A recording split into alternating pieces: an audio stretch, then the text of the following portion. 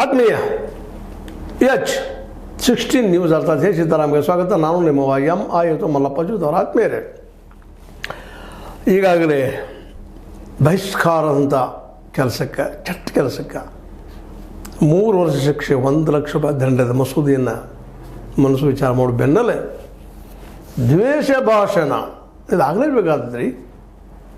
ದ್ವೇಷ ಭಾಷಣದ ಏನೇನು ಆಯಿತು ಕಳೆದ 10-12 ವರ್ಷಗಳಲ್ಲಿ, ಅದಕ್ಕೆ ಪೂರ್ವದಲ್ಲಿ ಏನಾಗಿದೆ ಗಮನಿಸಿದಾಗ ಇದು ಆಗಲೇಬೇಕಾದಂಥದ್ದು.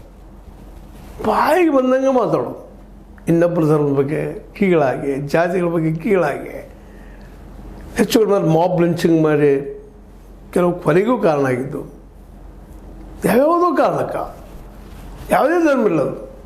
ಇವತ್ತು ಇಸ್ಲಾಂ ಇರಲಿ, ಹಿಂದೂ ಇರಲಿ, ಮತ್ತೊಂದು ಧರ್ಮ ಇರಲಿ, ಕ್ರಿಶ್ಚಿಯನ್ ಇರಲಿ, ಯಾರೂ ಯಾರನ್ನು ಟೀಕಿಸಬಾರದು. ಟೀಕಿಸಲಿ, ವಿಮರ್ಶೆ ಇರಲದು, ಅದರ ಪ್ರಚೋದನೆ ಆಗಿರಬಾರದು, ಇನ್ನೊಬ್ಬರ ಅಸಹ್ಯ ಮಾಡುವಂಥದ್ದಾಗಿರ್ಬೋದು.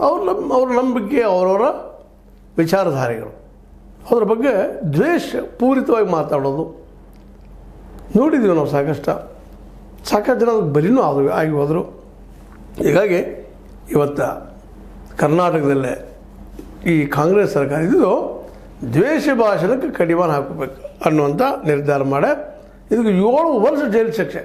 ಇನ್ನೊಂದು ಧರ್ಮದ ಬಗ್ಗೆ ಕೆಟ್ಟದಾಗೆ, ಅವ್ರ ನಾಳೆ ಬಗ್ಗೆ, ಮತ್ತೊಂದರ ಬಗ್ಗೆ ಭಾವನಾತ್ಮಕ ಪ್ರಚೋದನೆ ಮಾಡೋದು ಯಾವುದೂ ಇಲ್ಲ.